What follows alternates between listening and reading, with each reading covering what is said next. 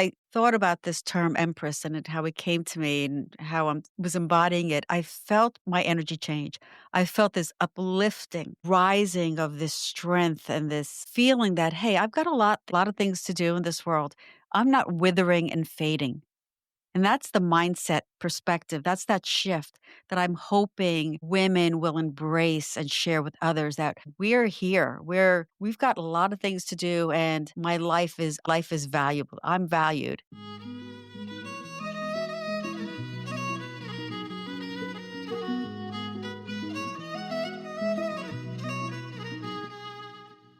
Welcome to the Feminine Alchemy podcast, where we explore the truth about the feminine, the peaceful, the wild, and the visceral. I'm your host, J.N. Behringer, joined by my co-hosts, Julie Dean Richards and Kaylee Rose. Each week, we explore the deep mysteries of the feminine and help listeners apply them to their daily lives in a practical way. Join us to unlock the hidden wisdoms your soul has been waiting for.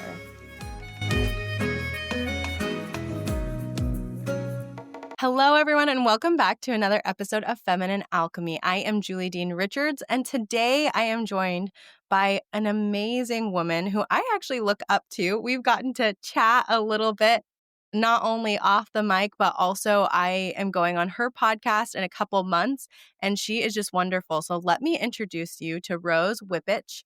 She is a Qigong and yoga instructor and Reiki master teacher who has transformed personal challenges into opportunities for growth and helping others. Rose was recently recognized as one of the top 50 over 50 podcasters. She is the creative energy behind the podcast Chat Off the Mat, where she is an amazing interviewer, you all. I've gotten to talk to her. She's so good at what she does. Her podcast is amazing. And Rose extends her reach, sharing her insights, teachings, and inspirational stories with a wider audience. Her content is designed to educate, uplift, and encourage listeners to explore their own potential for healing and personal growth. By sharing her knowledge of spiritual tools and practices, Rose empowers individuals to become active participants in their own healing process. Rose's mission is to empower women to take charge of their well-being and live their best lives. What sets Rose apart is her dedication to helping others connect with and uncover the ways that they can heal themselves through spiritual tools. So everyone, welcome Rose. Rose, say hi. Hi, thank you so much. Oh my God, you are amazing. I am so flattered and humbled by your words. Thank you. And I feel the same way about you. Our conversation when we got together, it was just so beautiful and in sync and just magical. So thank you for having me here today.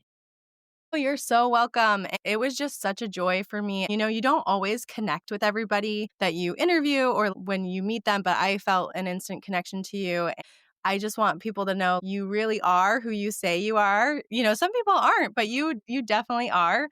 So I'm super excited to have you here and I'm really really excited to be able to talk about your book that's coming out very very soon. Okay, everyone listen to this title because it's amazing. It's called Empress Rising, which is so awesome. Will you tell us the tagline? Sure. It's Empress Rising, a woman's guide to energetic sovereignty, intuitive power, and graceful reinvention. Love that. We kind of Thank talked you. about this a little bit that it's really geared toward that Empress stage or the Crone stage of your life. It's for Yes. everybody, but it's Yes. definitely geared toward that. So I would love to ask you what inspired you to write Empress Rising and redefine those Crone years as like the Empress years? Sure. Well, around 61 myself when I started coming up with this concept, really, I woke up one day, one morning. I must have been thinking about this for a while, thinking about where I was in the stage of my life, empty nesting, still have so many things I want to do. I woke up one morning and I literally started getting downloads of this book, the title, the chapters, and I just started writing. And as I'm saying this, I'm feeling really tingly. So it's just, I love that because it just confirms that I was meant to write this book. And, I thought about why do we have to feel as we age unseen, unheard? Why can't we be seen and heard and really feel good about ourselves? So I wrote this book because I believe it's time for a revolution in how we view women in this part of their life, how we feel about ourselves, and that we can change the narrative behind it. Women can do whatever they want, whenever they want, if they really feel it.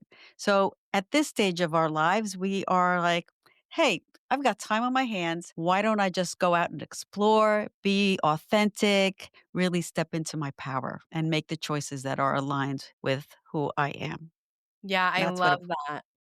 yeah. Yeah, Thank I you. think it's beautiful. I think it's beautiful that you're rewriting it. And honestly, I think the word empress, because you and I have talked about this, and we talk about this on the show, that the word crone really means crowned one, right? The crowned one. Mm, But we don't often use it that way. It's been really defiled or demonized, like the crone, the hag, and older women. So I really like this idea as the Empress years, I feel like you're putting back into what the crone was meant to mean. The crowned one being that empress, being someone who's in their power, rising to their power. I love what you said about reinventing yourself because I see that so much with women that I work with who are in the latter stages of their life and so many women aspiring and feeling like, now what? So I think this book will be so beautiful for them. And of course, so now I would love for you to tell us, what is the book about? Can you tell us a little bit about the book? So I'm glad you mentioned the crone years because that was perfect. So I offer this book as a guide that redefines the crone years, as you said. There are various chapters on different things like the crown and creating your own throne and setting boundaries, stepping into your sovereignty, connecting with your divine intuition and really feeling confident in yourself and reinventing yourself, what that looks like for someone at this stage in our lives. It's about embodying this energy. So I work with energy. Energy is what defines you. Everybody has a unique energy. Then there's this empress energy, which is regal and royal and strong and wise and just cool. And that's what I want people to embrace. So I wrote this book as a guide and they can open it up at any chapter. And maybe that's the message that they receive for the day. And I also offer at the end of each chapter what I call regal invitations or royal invitations,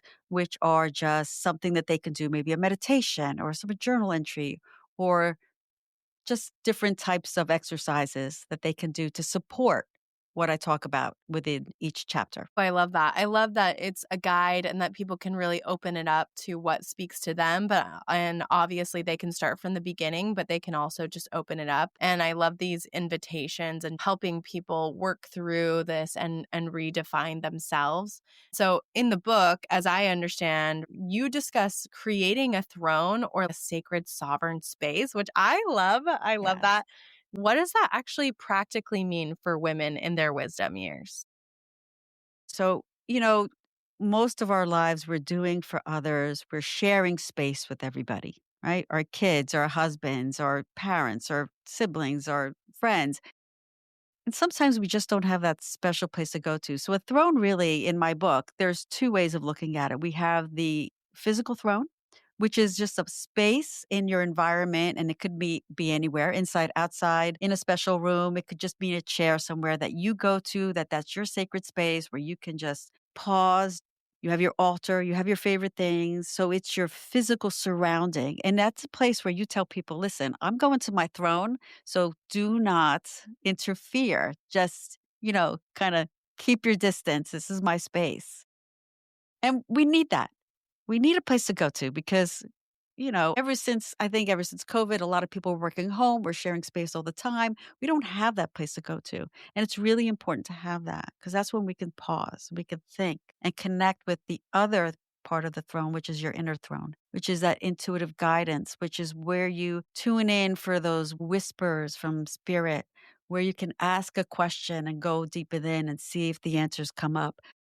And that is such an important part of having this space. You have that inner throne and that outer throne. And that's what and it's important to connect with both and to have both. A lot of people are disconnected from that inner throne, that intuition.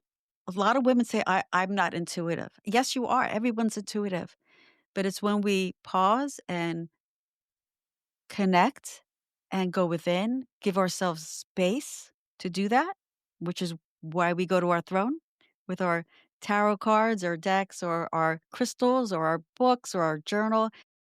And then we can reflect and just be in our presence. And that's what that throne is about.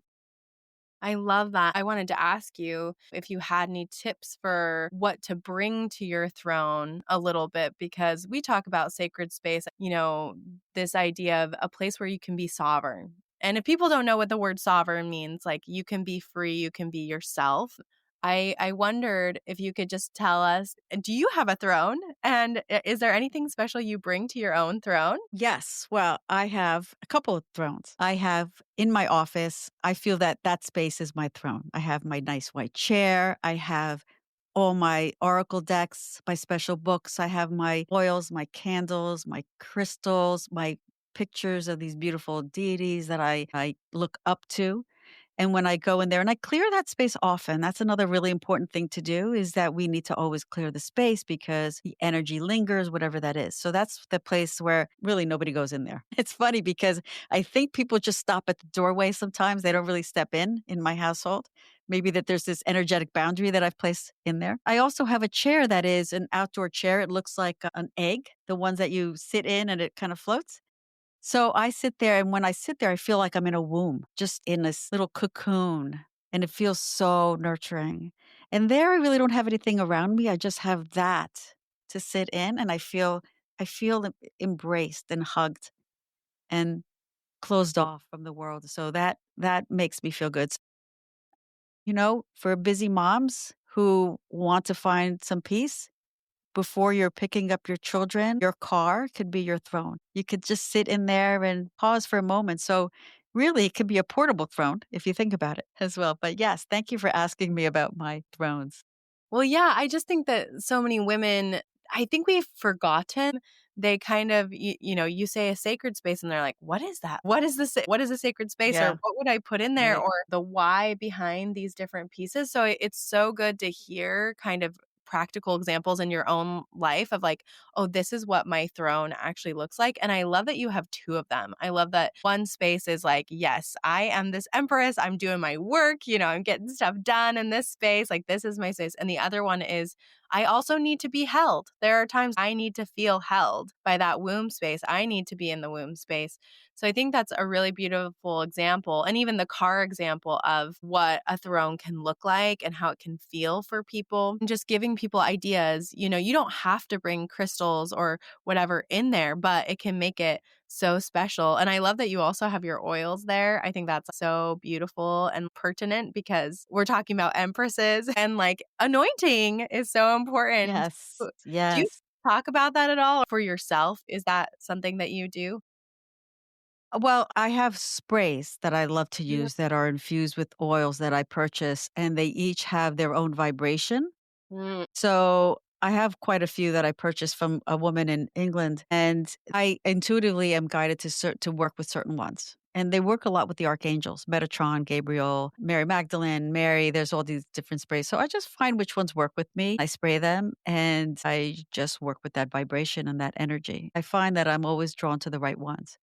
You find what lights you up, and it could be anything. Like, I really love crystals, and I Mm-hmm. also start my day with just pulling a couple of cards just to set the tone for the day as well. So, that's kind of my ritual I love in that. the Thank morning. you for sharing that because I think people are opening up more to this and just seeing you as an example is really beautiful. On that note, as we're talking about this concept of embracing and embodying the Empress energy, how does that change a woman's relationship with aging? How has that helped you?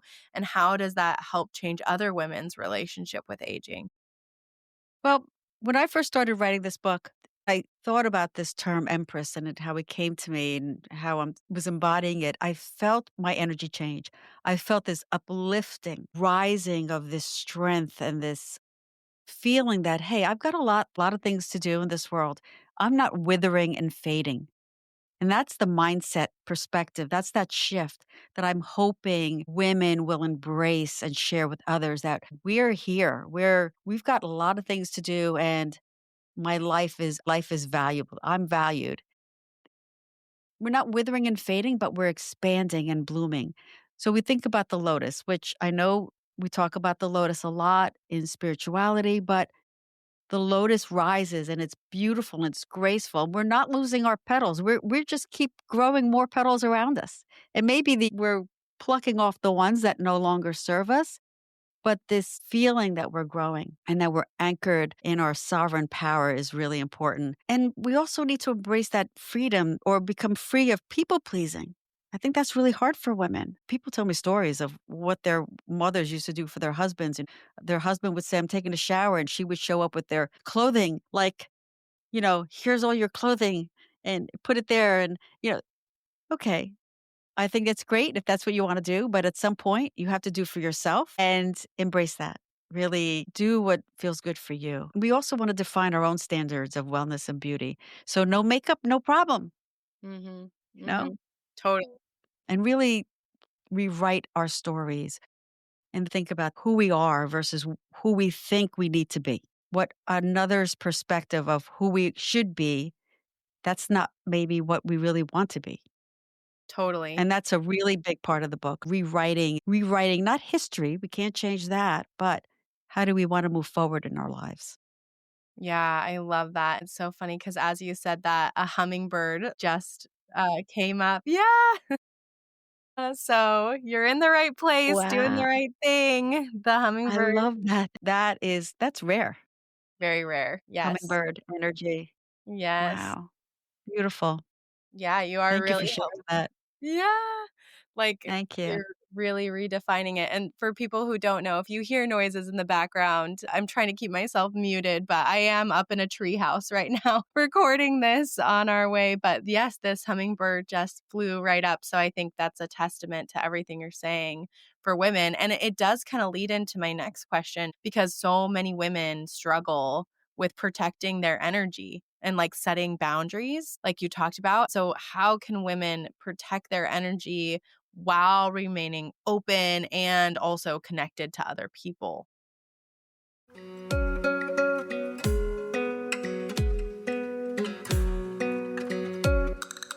Hey friends, it's Julie. I'm just popping in here real quick to tell you about a very special invitation we have for you. If you have been feeling deeply called to learn more about your feminine identity or to see what feminine power really is, or you're just loving the podcast, then Kaylee and I would love to invite you to join our community, Feminine Alchemist. Inside, we host live monthly women's circles, challenges, and Wheel of the Year celebrations. They are seriously so much fun. We have monthly workshops where we bring in experts to teach on anything from menstruation to mythology. You'll also get access to our library of courses about astrology, intuition techniques, sacred embodiment, and cyclical living. And most importantly, you'll be able to connect with women who are like hearted and walking the same path as you. So if this sounds exciting to you, join today by clicking the link in the show notes or going to femininealchemist.com. That's alchemist spelled MYST. Okay, back to the episode.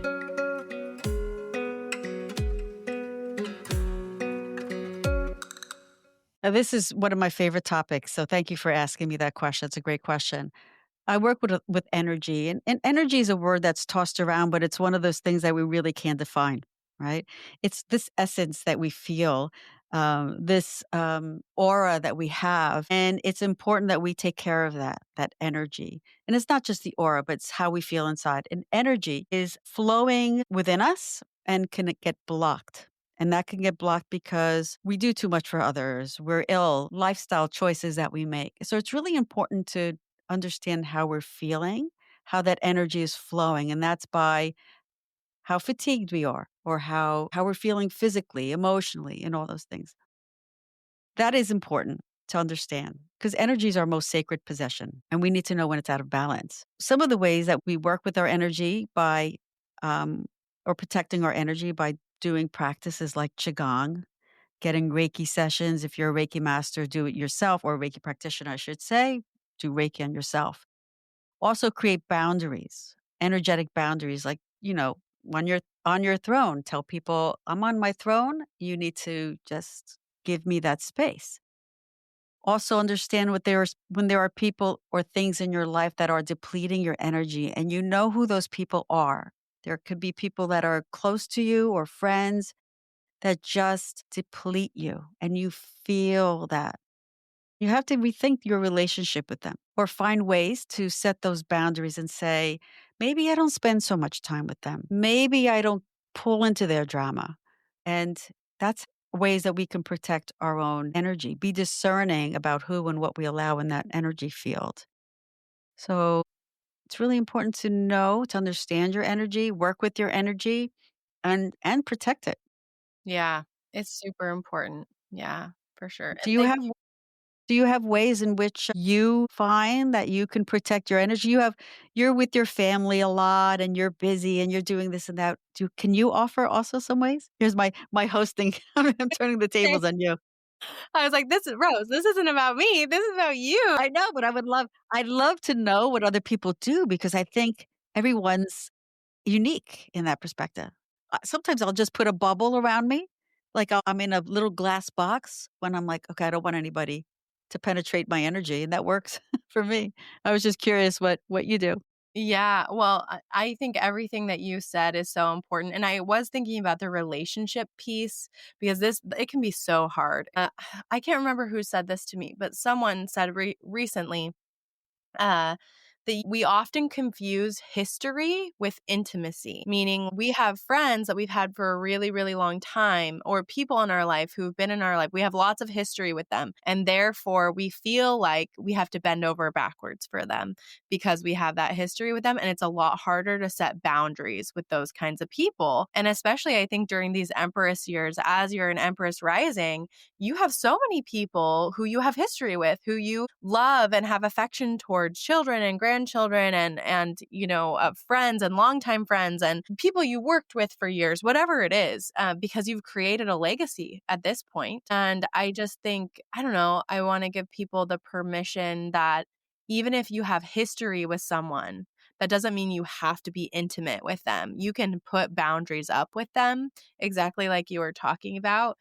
And so for me, it's okay to wait to text somebody back for a while. Sometimes I feel like I need to or have to, or sometimes we want to because we like the dopamine hit. It makes us feel important to communicate with people and things like that.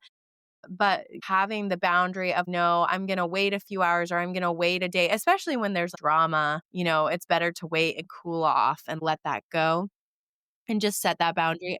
The other thing I am learning a lot about boundaries with myself and letting myself go to bed early because everything inside of me screams, often we're like, stay up and listen to this next podcast or go on social media, but just having the boundary of, no, I have this boundary with myself that I'm going to go to bed at whatever time it is that you set. It's been way easier now that we've been camping so much and in nature so much. I find myself like, when the sun's down, I'm out. I'm out of here. Yeah, I you're am done. exhausted. Yeah.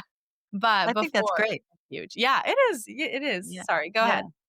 Yeah, no, I think that's great. And as you're talking too, I'm thinking one of the things I wanted to talk about is when women change, whatever you're doing, whatever age, whatever your transition in life you're going through, not everyone's going to agree. And you're talking about, women and people you have history with versus people you're intimate with. Not everyone's going to agree with what you're doing. There are people that are saying, "What is Julie doing out there in nature? My God, girl, like you're out there, but you're doing what you want for yourself and your family." So women who are aging or in their empress years and they're changing careers or they're embracing something new and reinventing themselves, which I encourage everyone to try to do something new. There's going to be a voice or someone out there that says, "What are you doing?" But you don't have to listen to them. You do what feels good for you. That's what stepping into your sovereignty is. That's that Empress Rising energy. You're rising above all of that. I mean, it's not like you're not sensitive to that, but you're doing what feels right for you. And there's nothing wrong about that, I feel. Yeah, I think that's so important because we have so many voices. There's always going to be a voice, and we're very conditioned to listen to these authoritative voices in our lives that say, you shouldn't do that. You should do this. And even our own, we talk about this all the time. We should all over ourselves like, oh, I should. and we let that voice take over. But especially, I think at this time, right? This is your legacy time. Like, this is you, stepping into your full power. That's what the Empress is about. That's what the Crone energy is about. Allow yourself to let go of the shoulds and be your own authority. So I think it's so beautiful you're talking about that. Thank And you. Thank I you. feel like I see that for you in your own life. How has that experience been for you, stepping into that and letting go of what other people, think or say you should or shouldn't do? Well, I think I've always been like that. It is one of my core characteristics. I think it's part of my Aquarian nature that I do what I want. But of course, you have family, you have kids, you're raising kids, and then there's, other perspectives in your life that you have to work on. I also at the age of 49, I had breast cancer. And that's kind of when you're first getting into that menopause or becoming perimenopause or are in that stage. And that was a very huge wake up call for me. Really transformed my relationship with myself, not just my body, but okay, I had to start thinking, okay, life is too short. I lost my mom when I was 26. She was 49 when she passed. So that was like, okay, I've got things to do. I've got kids. My kids were 7 at the time because I had them late. I just said, I need to embrace this life very differently. And that's when I really started, thinking about, well, what do I wanna do in my life? So I became a yoga instructor at 55. I became a Qigong instructor, and I'm teaching. I'm a Reiki master. I teach others. I wanna inspire others to live their best life. Not just that, but know that when they come across challenges, they have the tools. They can rely on themselves and others, yes, but they can help themselves. And that's part of why I also do the podcasting. I bring people, experts like yourself, that come on with messages on helping others because sometimes it's hard to navigate certain things in life and we need to rely on people. So I feel that part of my mission is to be this messenger or this person that finds others, brings them to a platform that they can share what they do so that women, my podcast is mostly for women, hear that and say, "Yes, I think I'm gonna do that." Or it gives them a thought. It gives them a seed that plants that makes a big change. Yeah, so as far as my legacy, I want to really inspire. I wanna create like a movement, basically. Mhm. Mhm. My book that everyone says, "You know what? I'm an empress and I have empress friends and let's get together and have a get together and let's just chat and support each other and create community." It's really important and collaboration. You know, I want to talk, if I may, talk a little bit about how that looks. When I was in my 20s after my mom passed, and I didn't have her as my guide because she never got to see her Empress years, I couldn't find support. There women back then in the corporate environment where I was working was very competitive, and they didn't take my hand and help me. They actually would sabotage what I was doing. And that was really hurtful, especially if someone's very sensitive. But it didn't stop me from being who I was by working hard and doing the best I can for as long as I could. So I want to change all that. And I want people to really be supportive, especially women. And when they see someone who's hurting or struggling or burnt out, whether or not they're an empress or whether or not they're a mother or a maiden, help them.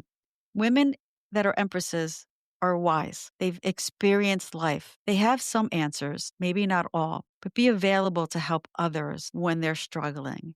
Pull up an extra throne and say, hey, sit next to me and just talk to me because we want to be heard.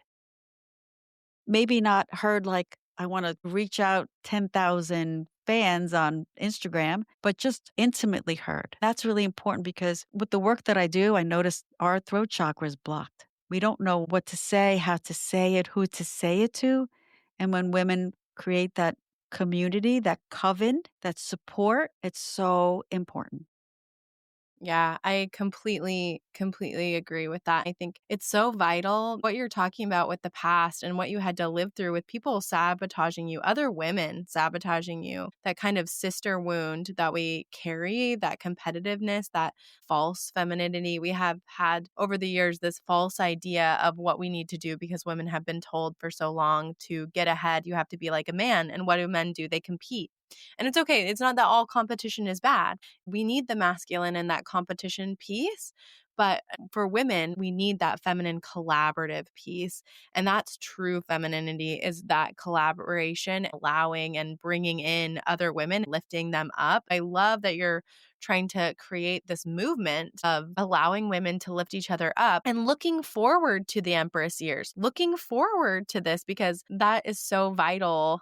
I love to work with women like you and to be with women like you because you've learned so much. You just inspire me to look forward rather than trying to be eternally young all the time. Oh, let's be Yes. young, every second. But you're making this movement that's like, no, I want to step up and rise in my empressness. So thank you so much for doing that and sharing that. Thank you. That's very kind of you to say. Thank you. Yeah, I think it's important because you've shared these really personal stories about breast cancer and being a yoga instructor. It's just interesting to hear how all of these experiences shape your concept of Empress energy. I am curious just a little bit about the Empress rising and allowing yourself to get through those hard times. Does that difficulty still affect you now? Is it still tough for you now? How has it been to create this kind of movement? And how has that impacted your concept of Empress energy?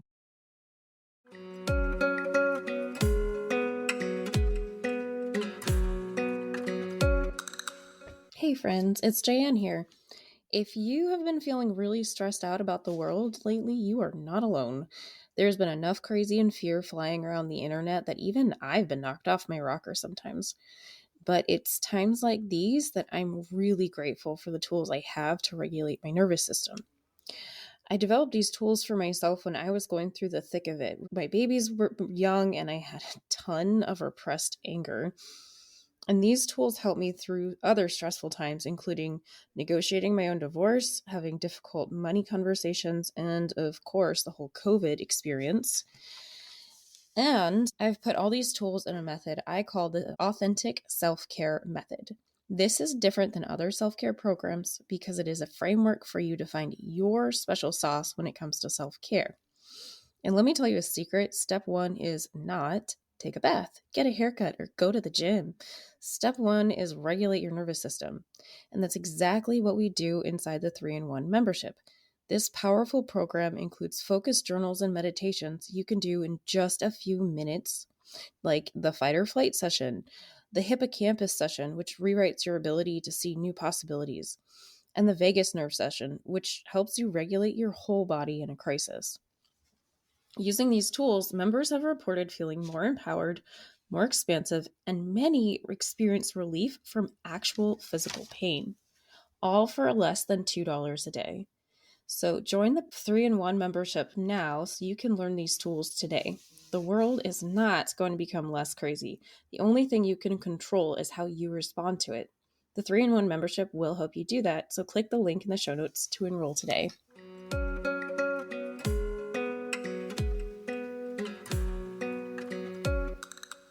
Well, yoga has always been a part of my life. Yoga has been one of those things that I've had with me as a way of overcoming difficulties in my life. It was my first spiritual tool it came into my life after struggling with sabotage and bad relationships. So it's been there as my friend, my guide.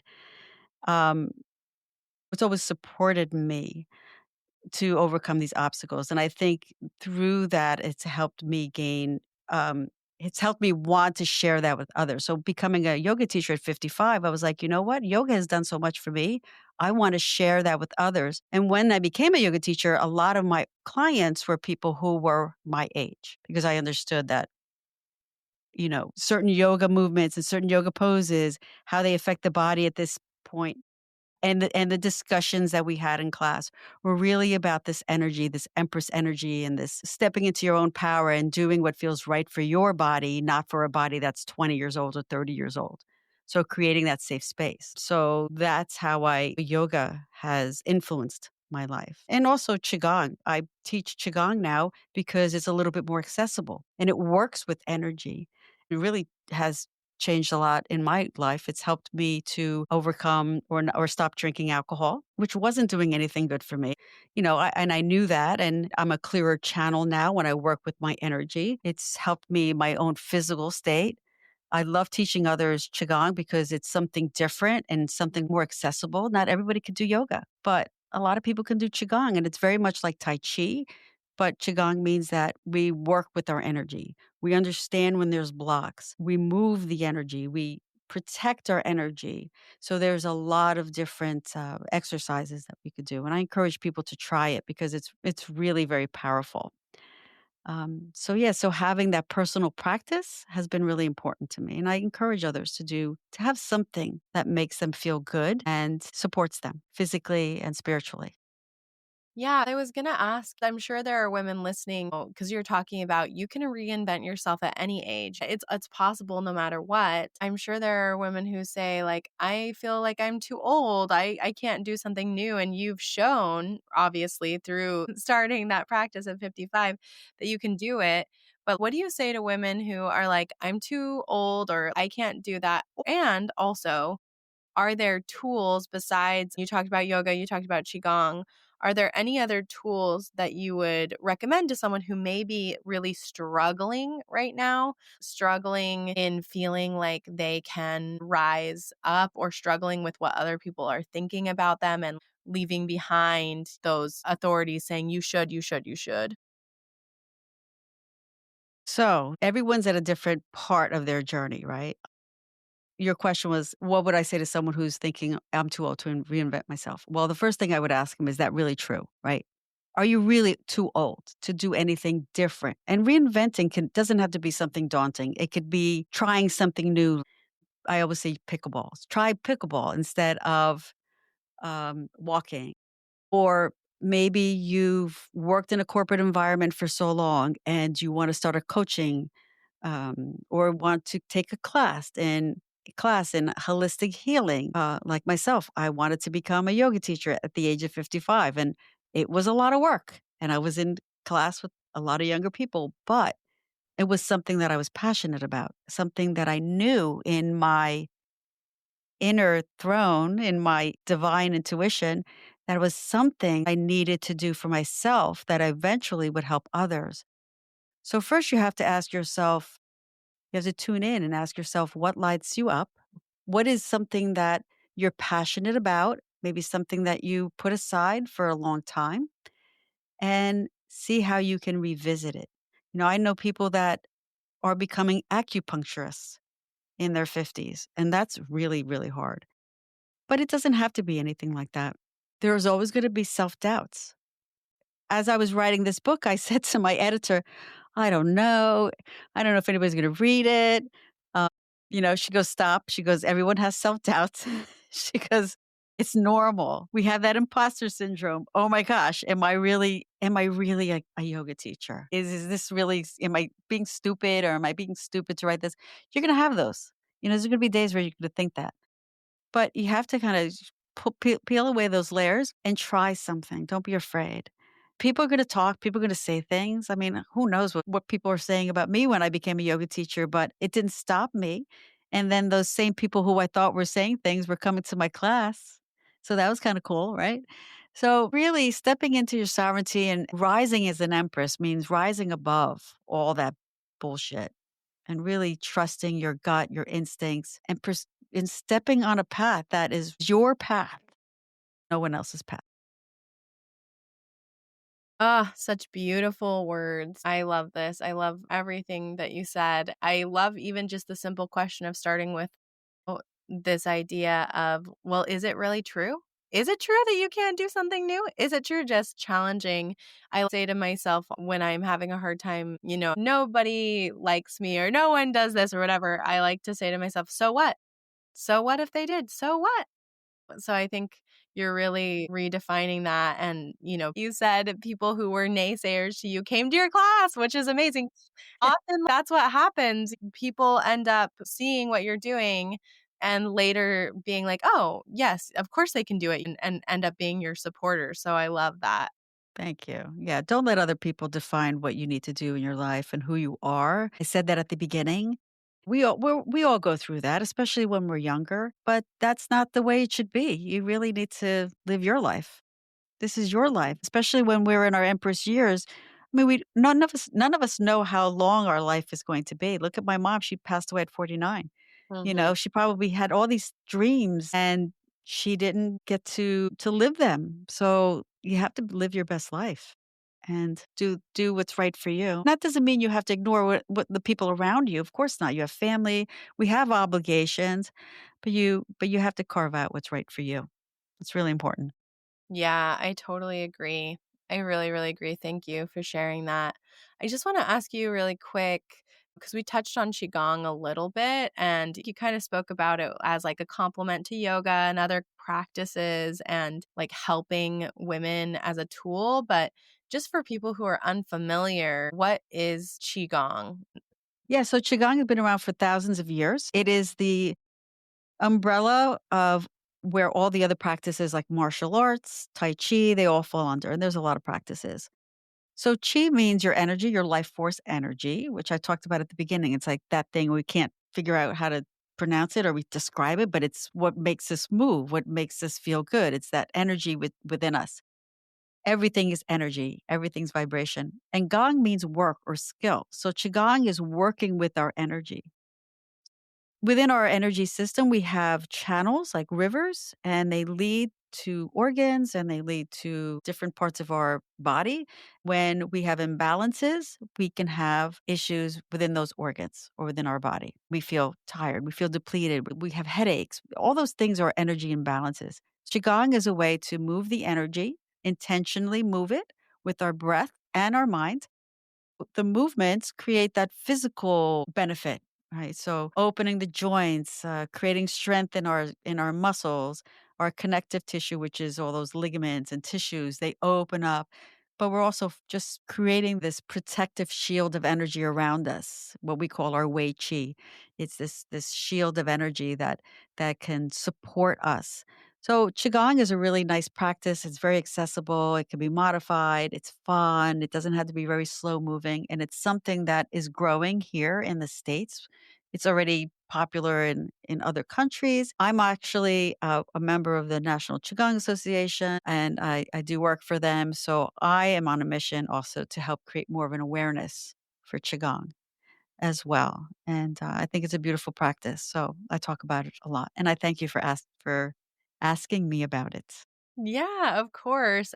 So, we talked about this a little bit about you seeing it as a tool for women entering their wisdom years. And I think part of it, you mentioned the accessibility of it and allowing us to clear our energy. Is there anything else you want to say about that? Like how it works well as a tool for women in their wisdom years? Yeah, so I think it helps us to create those borders and boundaries. In Qigong, we also learn, as I mentioned, this Wei Qi. And what it does is it creates more of a stronger energy around us so that when we are navigating life, we are shielded with intention from creating the borders. I guess that's a better. We're creating a border around us. We sleep better. As we get older, sometimes we may not sleep as good, so the quality of our sleep is enhanced. It's just a different practice. Like I said, not everyone can do yoga, not everyone could do CrossFit training. I think women, as they get older, are trying these practices that may hurt them versus help them, where Qigong will help you. I mean, it can hurt you if you don't know how you're doing it, if you're overdoing it, but find the practices that are appropriate for you, not the ones and if you wanna climb and hike and do CrossFit training, great. I mean, it's not for everyone, so I offer this tool as just something that works with our energy, and as I said, Empress energy, being in tune of what is going on in our bodies, and Qigong helps us become more aware of our energy. Yeah, I love that, and I think it's so mindful.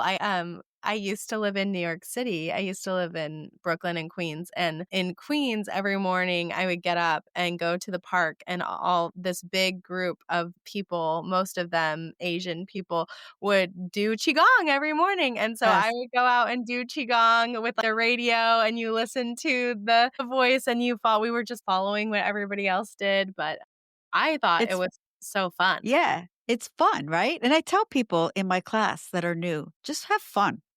Really, we have to remember to have fun. We're so hard on ourselves. We're working so hard. We've worked so hard. And as empresses, we need to have fun as well. I'm really glad that you shared that story because you're young and you were trying something. And look, the people that are doing Qigong are living a long life because some of those people you probably saw were not really young. There's something to it, right? That's why it's been a Yeah. practice for a very long time. Yeah, well, some of them were over 90 years old and they are still Yes. doing it. And Yes. so I felt like when you do it, it makes you feel like, I don't know how, like a master, like you're mastering something, right? Because you're doing these flowing movements and you really are. I think it really brings attention to your energy and is really uplifting. Yes, people that leave my class feel so good. And they've had so many good changes to their physical bodies, things that they couldn't do before, they're doing now. And it's just such nice validation. So it's great. Yeah. Yeah. I wanted to add one more thing about Empress Energy that I didn't add. One of the things that I've learned is to value myself.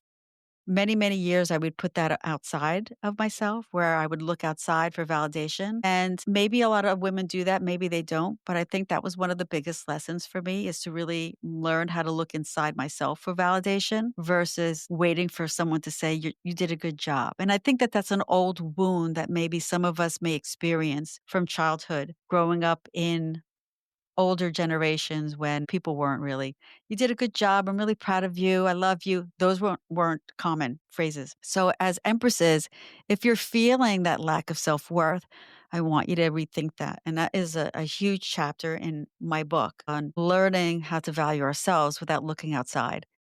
And one of the exercises that I encourage is people create a value journal, kind of like a gratitude journal. But every time you think you do something really good, put it in your value journal, right? Like, I don't know, I walked a mile today. All right, I walked a mile. I'm proud of myself, you know? So kind of flip that script and get that internal validation. And the more you do it, that's when you start to really rise above a lot of the Yeah. shadows. I love that. I totally agree. We are so conditioned to be looking for someone to tell us, "You're great, you're wonderful, you're doing a good job." And for me, I think for years when they talk about love languages, one of my top 3 was words of affirmation. You want people to tell you, "You're beautiful, you're wonderful," all the good things about yourself.